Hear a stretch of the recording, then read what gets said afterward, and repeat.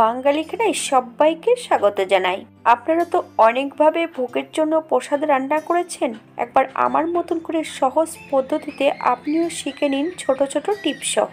তবে আমি আজকে এখানে ঘি ভাত আর পনির আলুর তরকারি কিভাবে রান্না করলাম চলুন সেটা একবার দেখে নেওয়া যাক।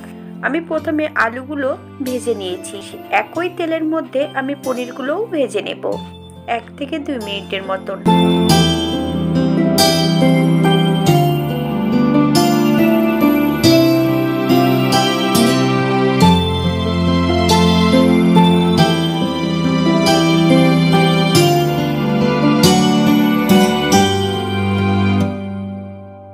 এই পর্যায়ে সম্পূর্ণ পনিরগুলো তেল থেকে তুলে নিতে হবে। একটা পাত্রে একটু ঈষদুষ্ণ গরম জলের মধ্যে সামান্য একটু নুন দিয়ে ভাজা পনিরগুলো ঈষদুষ্ণ গরম জলের মধ্যে বেশ 10 মিনিটের জন্য ভিজিয়ে রেখে দিতে হবে, তাহলে পনিরগুলো বেশ নরম হয়ে যাবে।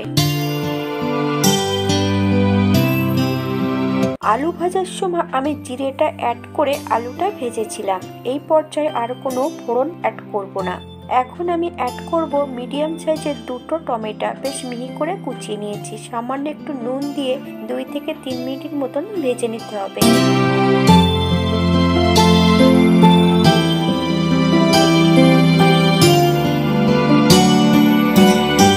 এই পর্যায়ে বেশ কিছুটা বাটা মশলা অ্যাড করব। আদা, জিরে, ধনে, একটা শুকনো লঙ্কা একই সঙ্গে বেটে রেখেছি। সম্পূর্ণ বাটা মশলাটা এই পর্যায়ে অ্যাড করব। 1 থেকে 2 মিনিটের মতন বেশ ভালো করে নেড়ে নিতে হবে। মশলা কষানোর জন্য সামান্য একটু জল অ্যাড করব। মিডিয়াম আঁচে 2 থেকে 3 মিনিটের মতন বেশ ভালো করে মশলাটা কষিয়ে নিতে হবে। এই পর্যায়ে অ্যাড করব 1/2 চামচ হলুদ গুঁড়ো। বেশ আবারও মশলাটা ভালো করে কষিয়ে নেব।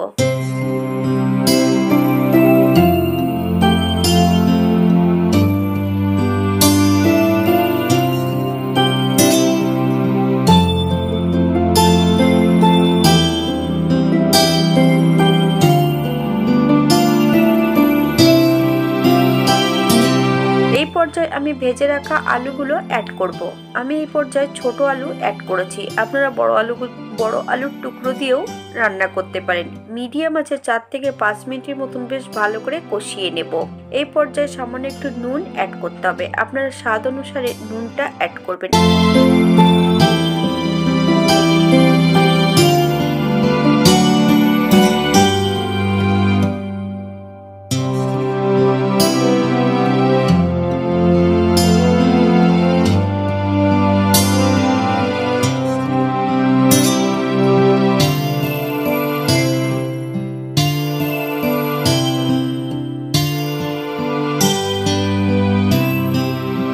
আলু কষানোর এই পর্যায়ে জল সহ পনিরগুলো অ্যাড করতে হবে।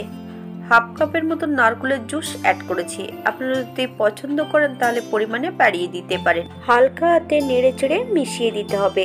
4-5টা গোটা কাঁচা লঙ্কা অ্যাড করেছি, আপনারা যদি পছন্দ করেন তাহলে পরিমাণে বাড়িয়ে দিতে পারেন।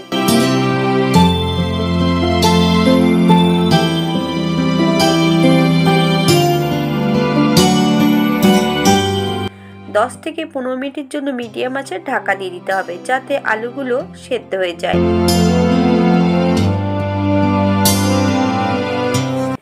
আলুগুলো সেদ্ধ হয়েছে কিনা একবার চেক করে নিতে হবে। এই পর্যায়ে আমি 1 চামচ চিনি অ্যাড করব, আপনারা যদি পছন্দ করেন তাহলে পরিমাণে বাড়িয়ে দিতে পারেন।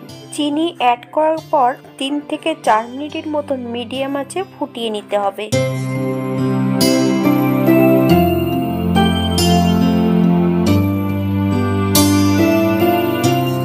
1 চামচ গরম মশলা বাটা, বেশ ভালো করে নেড়েচেড়ে মিশিয়ে দেব।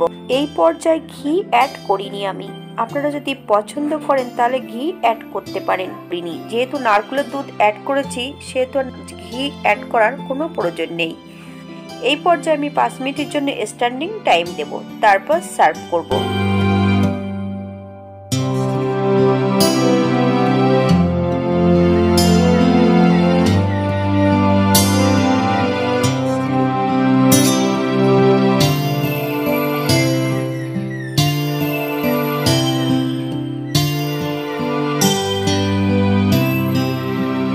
ঘি ভাত করার জন্য সবার প্রথমে একটা কড়াইতে বড় 1 চামচ ঘি অ্যাড করতে হবে। বেশ কিছুটা কাজু আর কিশমিশ বেশ মিডিয়াম আঁচে ভেজে নিতে হবে 1 থেকে 2 মিনিটের মতো।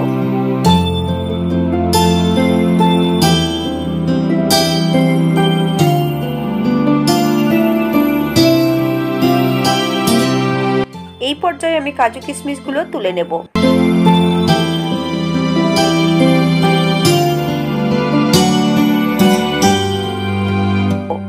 আবার একটু ঘি অ্যাড করতে হবে। ফোড়নে রেখেছি দারচিনি, এলাচ, লং। ফোড়ন থেকে সুগন্ধ বেরোলে এই পর্যায়ে আমি সম্পূর্ণ চালগুলো অ্যাড করব। আমি এখানে 500 গ্রাম গোবিন্দভোগ চাল নিয়েছি। আপনারা আপনাদের পছন্দ মতন চালটা অ্যাড করুন। চালগুলো কড়ার থেকে যতক্ষণ না ছাড়বে ঠিক এমনভাবে চালগুলোকে নেড়ে নিতে হবে। আমি রান্নাটি করছি মিডিয়াম আঁচে।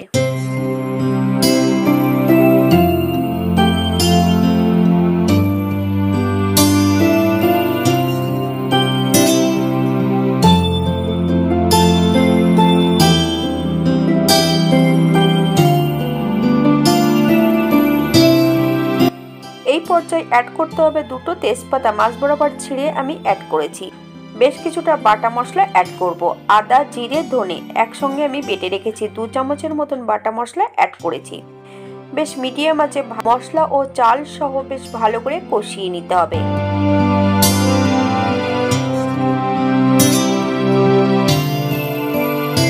সামান্য একটু হলুদ গুঁড়ো অ্যাড করব। আপনারা যদি পছন্দ করেন তাহলে ফুড কালারও অ্যাড করতে পারেন।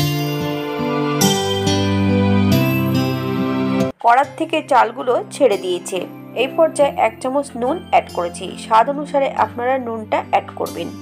মিডিয়াম আঁচে আবারও আমি 1 থেকে 2 মিনিটের মতন নেড়ে নেব।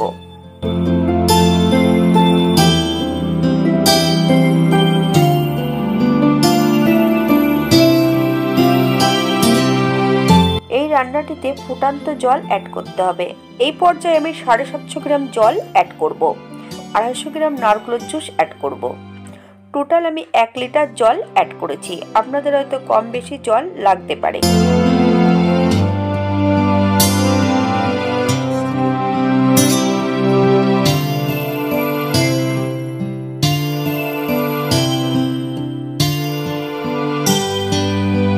হালকা হাতে নেড়ে চেড়ে মিশিয়ে দিতে হবে।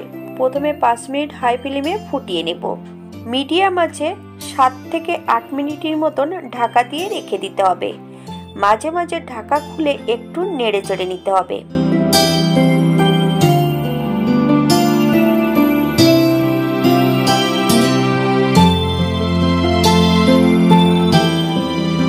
এই পর্যায়ে আমি 3 থেকে 4 চামচের মতন চিনি অ্যাড করব। আপনারা নুন চিনিটা স্বাদ অনুসারে অ্যাড করবেন।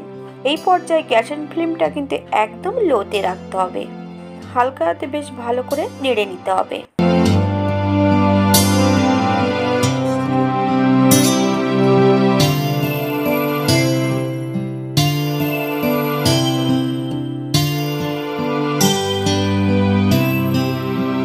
চামচ ঘি অ্যাড করেছি। আপনারা যদি পছন্দ করেন তাহলে পরিমাণে বাড়িয়ে দিতে পারেন। বেশ 2 থেকে 3 মিনিটের মতন আবারও আমি লো ফ্লেমে ঢাকা দিয়ে রেখে দেব।